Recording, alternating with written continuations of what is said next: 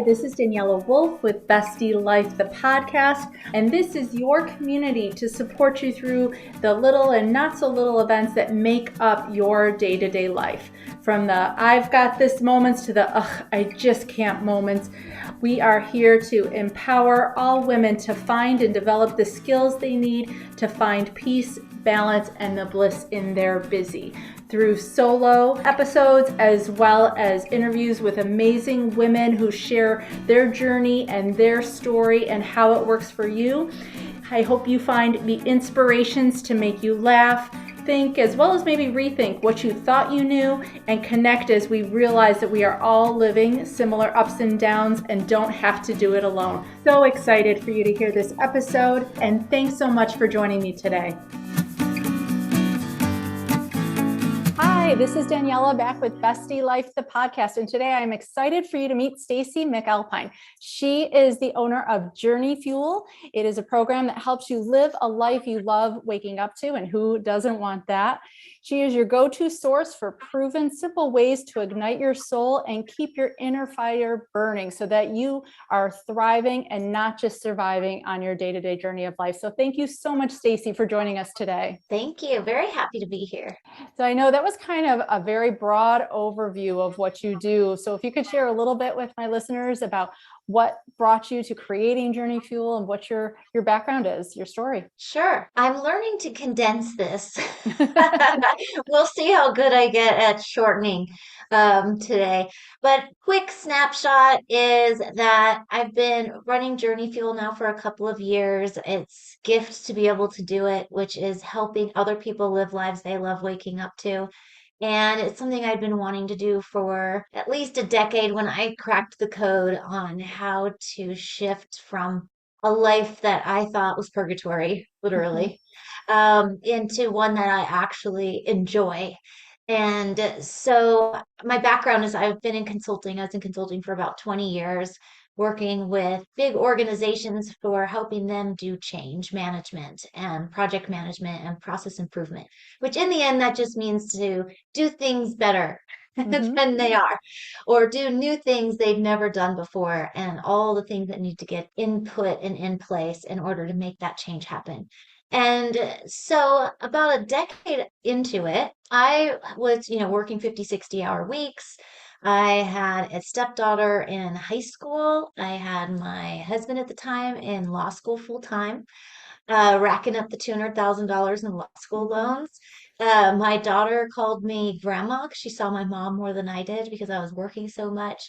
And I was just exhausted. I was just, I couldn't see a light at the end of the tunnel. I had a ton of credit card debt just living off of one income for so long. And I would just cry at wherever I was, whether I was at my desk or whether I was, on the couch thinking about my life. And I was like, what is my deal? Because I get that I'm in this place of what I feel like is no hope, but I'm also a big personal development nerd and a very positive person, yet I wasn't making any changes that were going to make a difference in where I was. And so I started to think about, well, I make change happen for these giant organizations. We're talking Google, Department of Defense, State of California. If you can get those guys to change, right? Yeah. Then there's something to the method. And so I thought, well, what if I treat myself as a client and pretend that I'm my client and extract from myself using the tools and techniques that I used as a change management professional in my own life and see if that does the trick. And that was the missing piece for me. Because a lot of the personal development stuff is great guidance and great advice. The challenge is, okay, how do I implement that into my life? And depending on where we're at, and certainly in the overwhelmed state, it can be enough just to get through the day, much less try to think about how to apply something to life that you've never done before and hope it works. And so by adding that in, then I was able to create what I call a trusted process. I know that when you take these steps, when kind of create a change, it will work. So by knowing that those methods work, I was able to put in the pieces of, where I fit into that and then just follow the steps that I would have my clients follow. And I started to get the change that I wanted in my life. And so the fact that it worked for me Hmm. and my background being in consulting, which is, resell what works to other people or create things that are like what we would call a rinse and repeat Hmm. that other people can use. Because if other people are struggling with the same thing, why would I want them to continue to struggle with the same thing when I have the answer? So they don't have to figure it out on their own, right? So that's when I started to kind of create a solution, if you will, kind of systematizing it that I thought other people would then be able to use themselves, or I can help other people apply to their lives. And that's when I was able to refine that over the last decade and to the point where I'm confident that it will deliver the same level of results for other people as it did for me. And now I get to fully 100% focus my time on that now that I've shifted out of consulting and into helping what big organizations literally pay millions of dollars for. I led multi-million dollar projects to help them use the same methods that I've been applying now for individuals. So they don't have to learn 20 years of consulting to know how to apply something that can help them achieve what they want. So that's my journey to Journey Fuel. And I'm absolutely loving being able to help individuals now. Yeah, I think I totally resonate with the fact that, sometimes we do these things as our careers, as our jobs, but really taking the time to kind of practice what we preach and what we help everybody else with. It doesn't always come as easily as everybody assumes it does. It's like, because we Right. shut off our jobs at the end of the day and we don't even think like I should be my own client. I am the best person to be using these things. Right? Exactly. Well, and that's the other thing that I love about having this be what I do is that, it helps me walk my own talk. Hmm. Because if I'm going to help other people and I'm not doing it myself, that's not really legit, right? Like it's not fair to them that I'm telling them to do. It's kind of like being a mom. Don't do as I do, do as I Yeah. say, not as I do. Doesn't work as well. Hmm. So what I loved about being able to make this what I do as my vision funding, if you will, how I fund my life vision is being able to get myself to stay in alignment at the Hmm. same time. So it's like a twofer. Yeah, absolutely. So if you wouldn't mind sharing a little bit, like what are some of those pillars that are kind of essential to being, whether it's in that alignment, finding that, thrive in your life? What are some of the key areas? So what I've done is I've created a foundational program that anybody who ever does anything with me will go through this 2.5 day program. And I call it Walk the Talk Weekend. Hmm. And actually I have one coming up here pretty soon. And it's all about helping people do three things over the course of the 3 days. And day one's all about clarity. Hmm.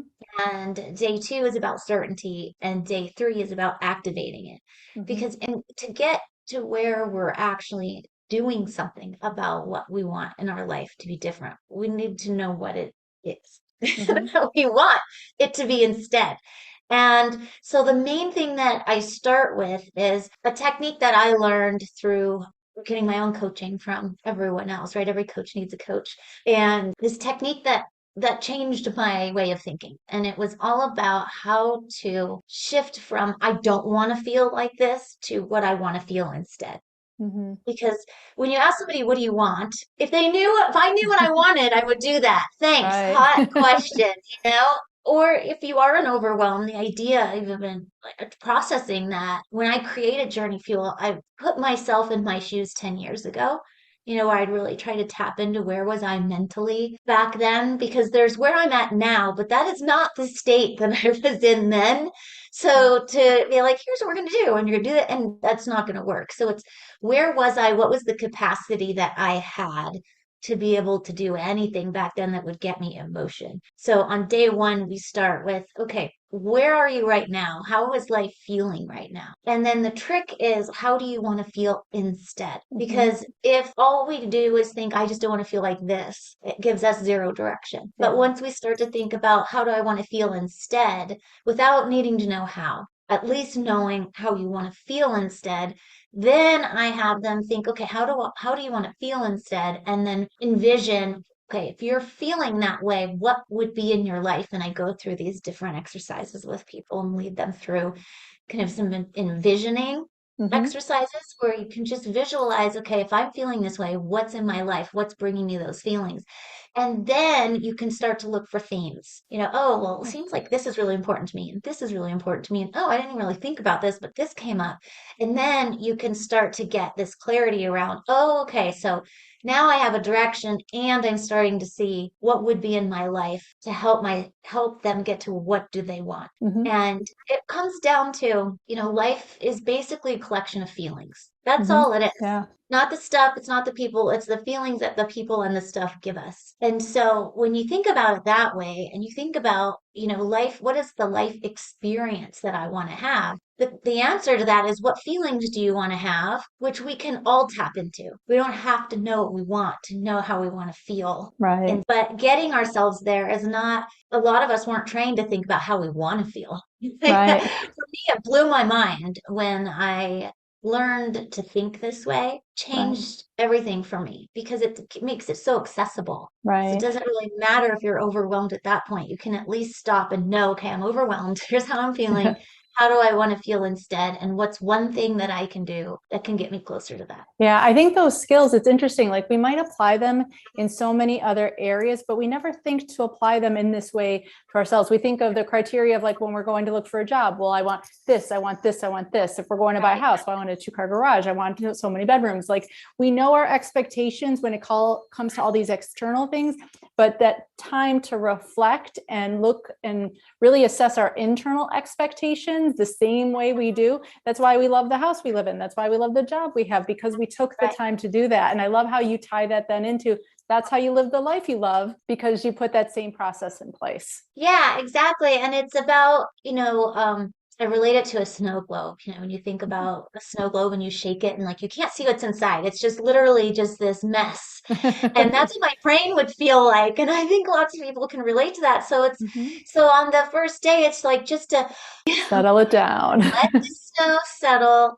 Let's get to where you can tap into something that you know and get the mind to start thinking about what you want that gives you direction to move toward versus what you want to move away from. Hmm. And then the next day is all about should testing it. Oh, yeah, those Right? shoulds.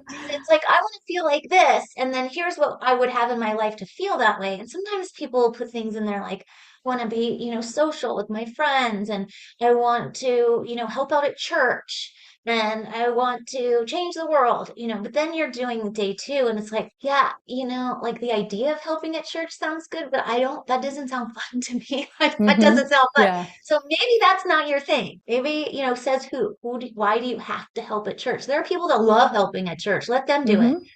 What is it that you do love to do, and how can you do that? Get the feeling that you want, of feeling like you're giving something and making other people feel good. What's a way you can do that and actually want what it is Hmm. that you're doing? And so it can be a foreign concept to some Yeah. people. It's like I relate it to also, like, I want to have friends. I thought, oh, I'm going to have a dinner and invite everyone over, but I don't like to cook. Right.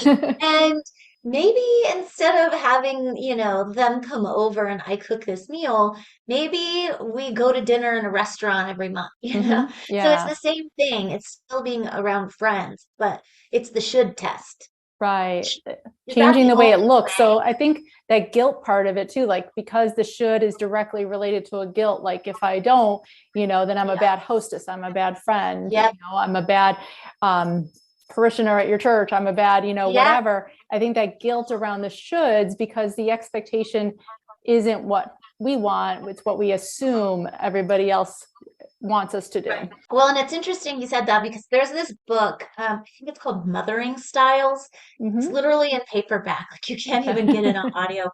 It was one of the best things I ever read, I think. It's pretty much like a super simple Myers-Briggs-ish type thing, but Hmm. it's more for moms to think about, where does my kid fit into one of these four types of personality types or things, like Myers-Briggs is where how do you learn? How do you, what's the environment that you like? How do you like to be praised or not praised? Yeah. Are you an introvert? Are you not? And it was just four different little buckets, if you will, of what kind of things would resonate with your kid. Hmm. And each kid has their own thing, Yeah. And so if I want to be the best mother of all time and I'm doing it my way, that doesn't mean that I'm going to be the best mother of all time to that kid doing the exact same thing. So Hmm. it's, well, what do they respond to? Like my younger one, she hates being praised in public, Okay. but she Hmm. loves it in private. Because then if Yeah. I don't, she's like, how come I never get any points for doing anything? Like, okay, where my other one loves it being Hmm. praised in public, and that's what makes her feel good. So it's the same thing for ourselves, just because one person likes it in a certain way doesn't mean that's our way. It doesn't mean that it has to be our way. And if we want to be a good friend, Yeah. doing it the way we think it should be doesn't necessarily mean that that's going to make our friend feel cared about. So we can use the same technique with just being alert to what is it that other people could thrive from. How can I be Hmm. a good friend versus how should I be a good friend? Right. And kind of use it that way. Yeah, it's kind of like you're shifting based on who you're around and where you're at. Kind of like, at work, I have a very different persona a little bit than I do at home. Mhm. I listen differently to my students sometimes, but my own kids, I'm going to direct them in a very different intentional way because they're just my kids. I'm going to talk to them that way, Yeah, and exactly. so I think we do adapt and pivot again in other areas of our lives, and learning to do that personally, I think is so key to Yeah. feeling that alignment and fulfillment each day. Yeah, exactly. And, in the end, it becomes if life is a collection of feelings and we're here to have an experience of life, it's not intended to be purgatory in my Mhm. experience. Yeah. It feels like, at least not, I don't believe that. I believe that we each come here with our own version of DNA for a reason. And if we were intended to be the same, then why wouldn't any of us have anything the same, right? All of our Hmm. DNA there is no individual that has the same DNA as someone else. Hmm. So that's a little curious, right? If we're supposed to be certain ways or if we should do certain things, well, then why are we all designed to be different? Right. So if we want to be able to come alive and bring ourselves to the planet and make our own difference and have our own experience of life, then until we start listening to our hearts and our souls and like being authentic in the way that we are looking at our lives, then we're never going to get that feeling of fulfillment Hmm. because we'll always be chasing something that really isn't in our DNA. Right. So that's the best thing you can do is be authentic. A lot of people will say you're being selfish, but it's actually, in my opinion, you're selfish if you aren't being you and doing Yeah. things. Absolutely, because you're holding your best self back from your Yeah. family, your job, your friends. Hmm. I always say that self-care is not selfish. That's my big Right. like neon sign. If you know, if you guys listen to me, Yep. it's gives so much more back to everybody else in addition to yourself, and taking the Yeah. time is just so essential and necessary. Well, and especially people who do like making other people happy. If you think about if all you do is focus on them and their needs and never really get to your own, then it's like on the airplane, where they have Hmm. you put your oxygen mask on first. Do you really think that the airplane lady, what do they call them these days? Not stewardesses. What do Flight they call them? attendant. I think Flight flight attendant. attendants. Yes. They're not worried if you're selfish or not. They just don't want you to be dead and not help the other person with you, right? They Hmm. want Yeah. everybody to live. So if they want you to put your face mask on before your child, a child that you would jump in front of a train for in about, half a second, Right. then there's a reason. It's because if you're not breathing, you can't be there for the other person Right. that you care about most. And so if you truly do want to give to people and you truly do want to be able to make those people feel good, it's just as important that you've got yourself, like you said it really well, it's you've got to get yourself into a place where you're taking care of you. So that will just come as an outcome of you Mm-hmm. being in a good place. Yeah, And it won't feel as hard. absolutely. So just to kind of then wrap up the third pillar, what is day 3? Yeah, so day 3 is where we're activating what you've come to be in awareness of. So we Mm-hmm. use the tools and techniques that I was talking about where we actually implement the things that you've now become aware of. So without getting into depth, that in change management, there's a model called ADKAR, which is a horrible acronym. It stands for awareness, desire, knowledge, ability, and reinforcement.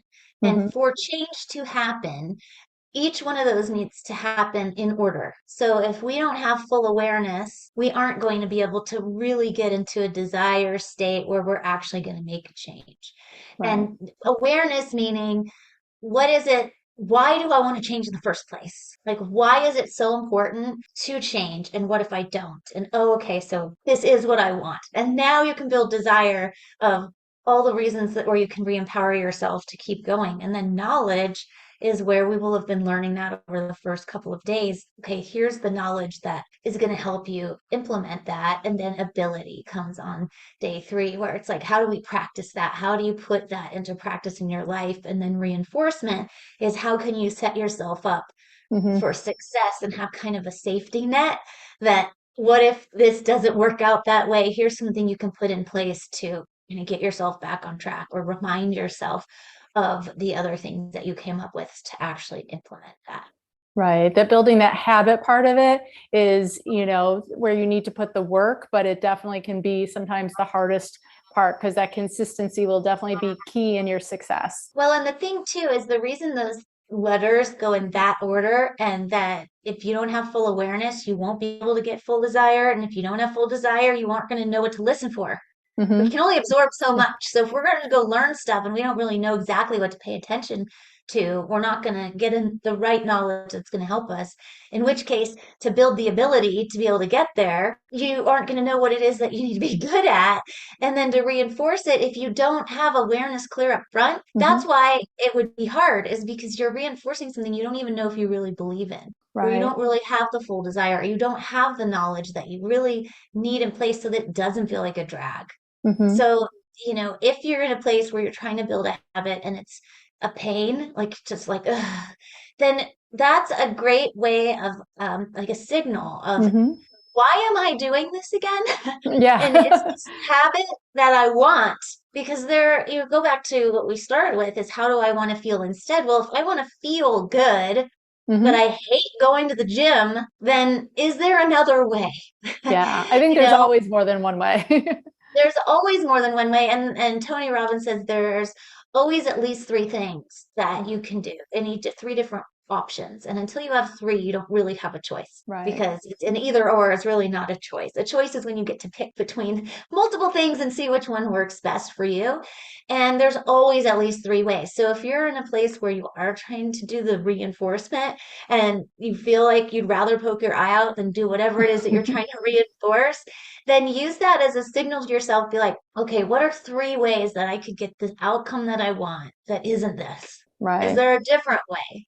Until you get to where you're doing the should test and you're doing the feelings test. Like, is that going to bring me the feeling that I want, and why? Going back to awareness. And when you're in an awareness state, being able to ask yourself, okay, the simplest, easiest thing we can all do, how am I feeling and how do I want to feel instead? And what's one thing I can do to feel that way? So if you're reinforcing a habit or trying to create a habit and it just feels like a miserable thing, then how do you want to feel? And what are different options that you can try? And Right. even testing it for a should, because you Mm-hmm. can get through that far to where you're now trying something because you think that's what you want. But if it's still feeling, maybe it's still a should and you just haven't picked up on that until you've gotten to where you're implementing. And you're like, wait a second, maybe this is a should. Let's go back to the beginning of what my intention was in the first place. What is the Mm-hmm. outcome that I want? How else can I get there? Right. And it sounds like this definitely isn't a one and done because I think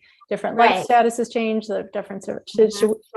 situations change, Yeah. all of that type of stuff.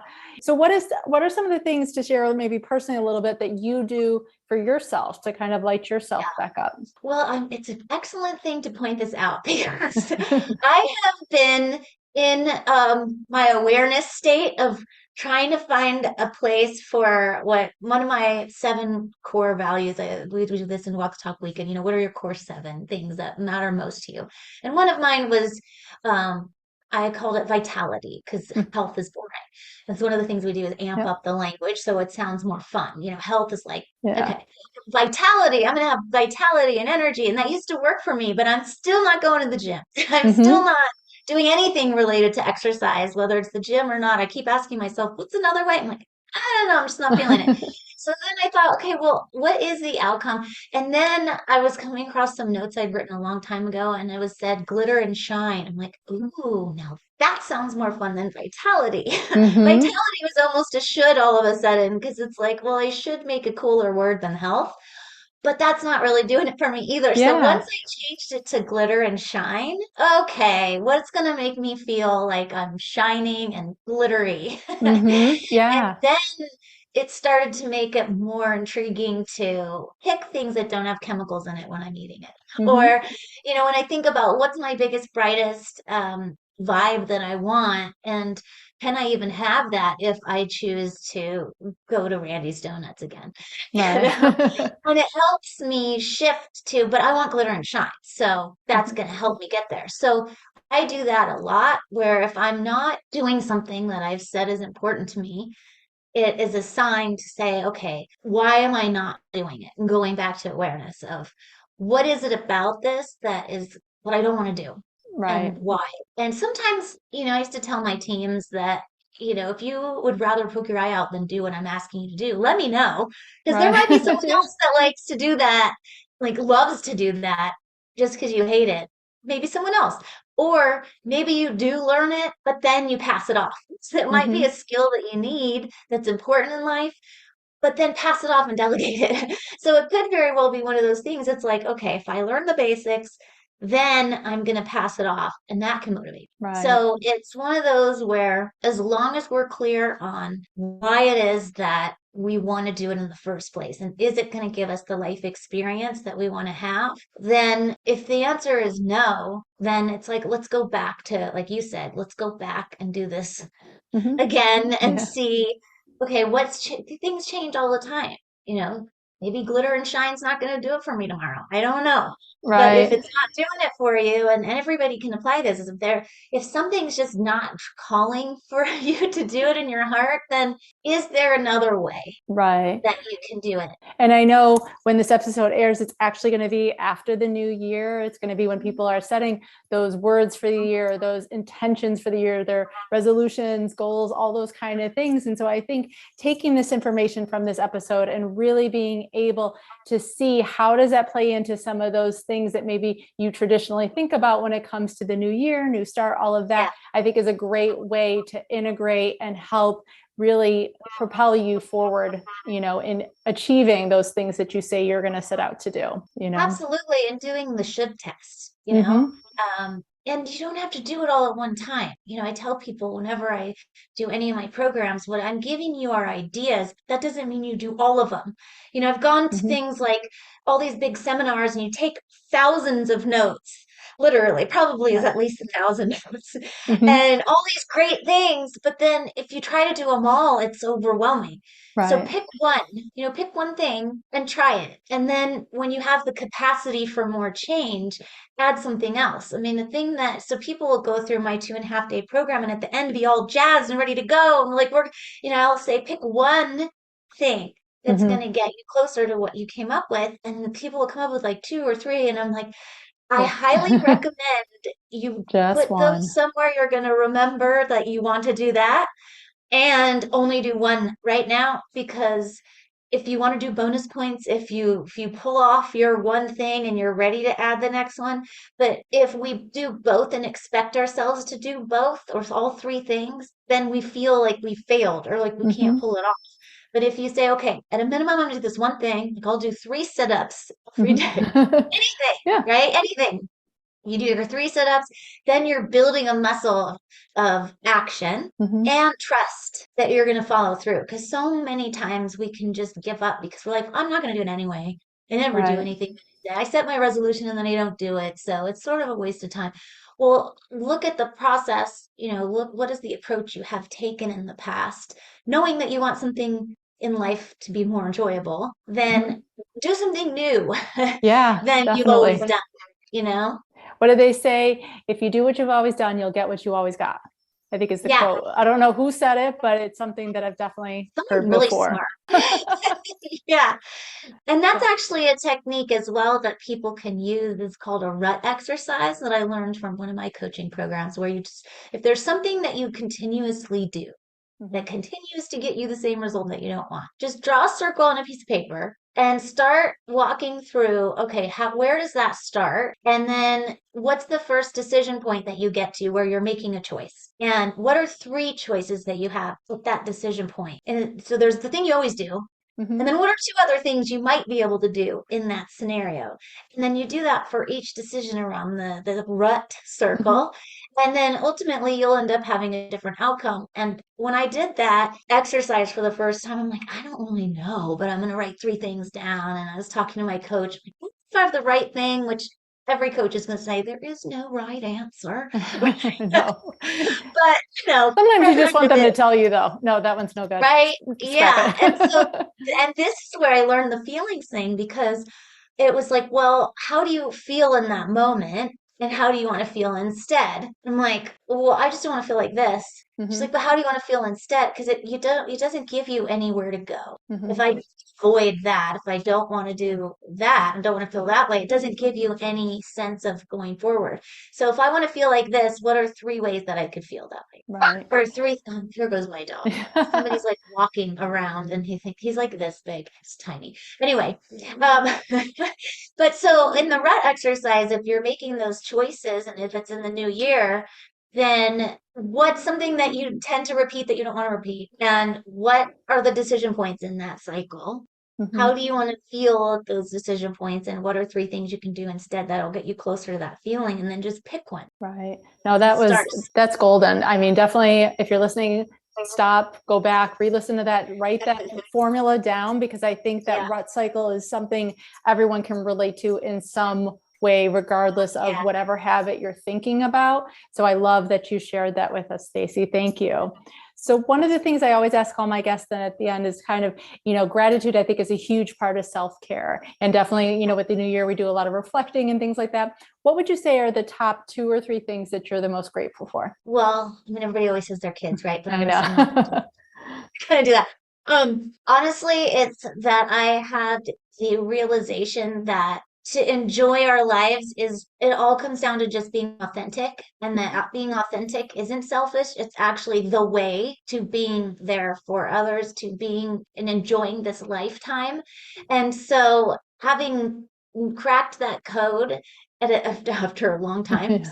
40, but once you can believe that and go all in on that, like that's a life changer. And so for me, when I started to trust myself in following the scent of, okay, when I started applying what matters most, of my core seven things, stop doing what I don't, that isn't part of my core seven, and only do the things that matter most. And you start to see the changes in your life from just doing that and reinforcing that, oh, I am on the right track of this whole doing what I love thing. Yeah. And so I'm just super grateful that I've had the coaches that I've had the life experiences that I've had, even the shitty ones are the not great ones, the ones that feel horrible in the moment.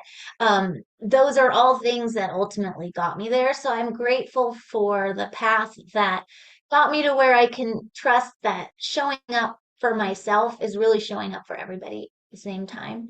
So that's definitely one for sure. And then my other one is just that I get to do what I do. Mhm. Having been in the big four, having done 50, 60-hour weeks, having done all that stuff versus what I get to do now and what I get to choose to do now to help other people. I feel grateful every single minute of every day that I get to do that now. So, That's awesome.